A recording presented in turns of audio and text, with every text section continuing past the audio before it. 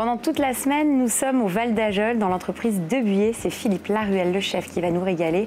On s'occupe donc de la première recette de cette semaine, un amuse-bouche autour de la tomate, produit de saison. Et on va la farcir avec de la mozza et des petits morceaux d'olive.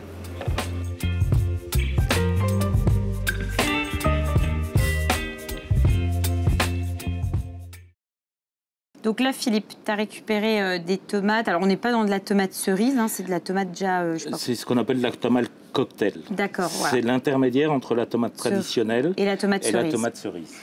Donc, tu as coupé le chapeau. J'ai coupé le chapeau et surtout, j'ai coupé un tout petit peu le fond. Pour bien que ça tienne. Voilà, que ça tienne bien dans que ça roule. Voilà. Tu vas retirer finalement ce qu'il y a à l'intérieur. Voilà, les pépins de la tomate. Ouais.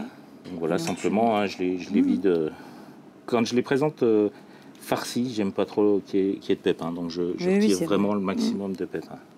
Oui, puis même en bouche, des fois, ça peut être un petit peu...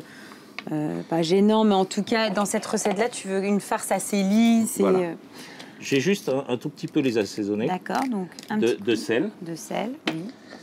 Et je vais les retourner sur mon assiette. D'accord. Tu les retournes pour que ça risque d'évacuer encore un petit peu d'eau. Pour que ça s'égoutte un peu. D'accord. Le temps que je prépare ma mozzarella. On est sur une mozza. Di bufala, hein, pour qu'elle soit bien... C'est ça, tu cherches quelque chose de crémeux. Crémeux, tout à fait. Alors, si on veut, on peut prendre de la burrata, mais je préfère la mozzarella, on aura plus de texture quand même. Donc là, grossièrement, simplement, à la fourchette, je viens d'écraser, simplement comme ça. Je vais lui ajouter un petit peu de... Alors, c'est des olives. Oui. C'est une olive de la Ligurie italienne, c'est de la Tagliasca. Donc là, je les ai simplement hachées grossièrement. Donc, tu les ajoutes. Je les ajoute. Un petit peu de sel. Oui. Tu assaisonnes. Un petit peu de poivre. Ensuite. Je mets du vinaigre de Xérès, moi. Même dans mes salades de tomates mozzarella, je préfère au balsamique. Ça a vraiment plus de force et ça va vraiment réveiller l'ensemble. Oui, c'est vrai qu'en général, on entend plus parler de balsamique que de Xérès. Je trouve ça... La tomate est déjà un petit peu sucrée, assez douce. Tu trouves la mozzarella, ça tranche mieux. Voilà, quoi. ça tranche mieux et ça va donner... Voilà. Donc là, je vais mettre une demi-cuillère à soupe. C'est au goût de chacun après. Hein. Une bonne huile d'olive. Donc moi, c'est Tagliasca, hein, c'est la même que... Donc là, je vais rajouter un petit peu de basilic. Oui. Alors je le coupe au dernier moment pour pas qu'il noircisse, qu'il donne une... Et d'ailleurs, si on le prépare avant, est-ce que tu me conseilles de préparer la farce et au dernier moment de rajouter justement le basilic? Non, avec l'humidité de la farce et tout ça, il va bien rester vert et justement, il va bien parfumer la farce. Et puis là, les herbes, ce qui est important, c'est d'avoir un couteau qui coupe bien. Oui, pour pas les écraser, mais les écraser et faire vraiment qu'en une fois.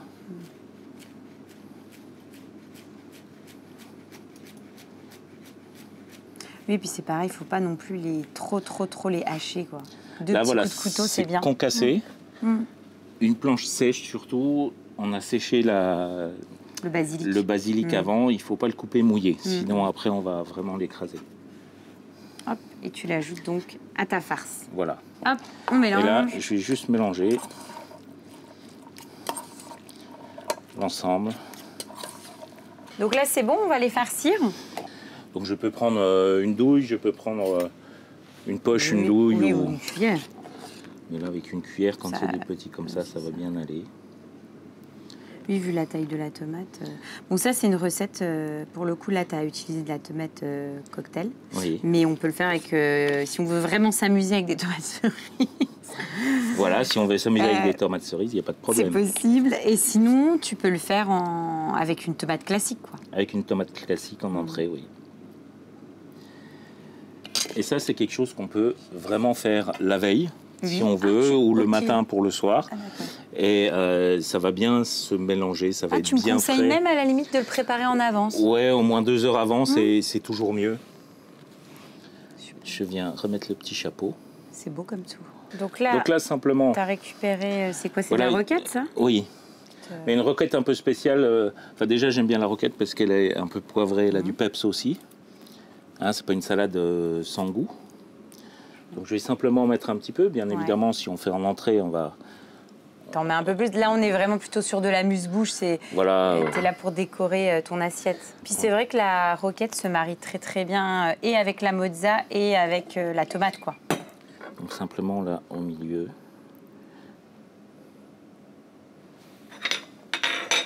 Je vais terminer par un petit peu de sel. Oui.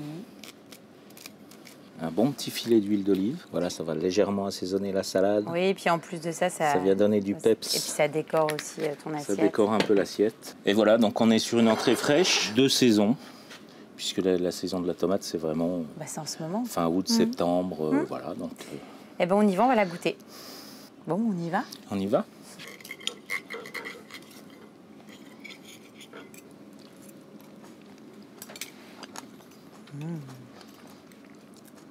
C'est top. C'est top. Et effectivement, c'est vraiment sympa la petite touche de Xérès.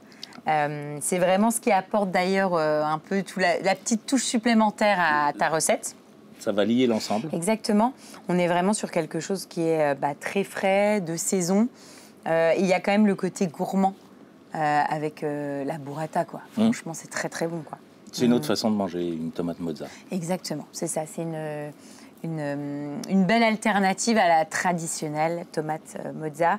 Et puis ce qui est bien, on l'a dit tout à l'heure, on peut la faire avec vraiment en format amuse-bouche avec des tomates cerises ou en format un peu plus important pour une entrée, quoi. Donc c'est vraiment top, je valide.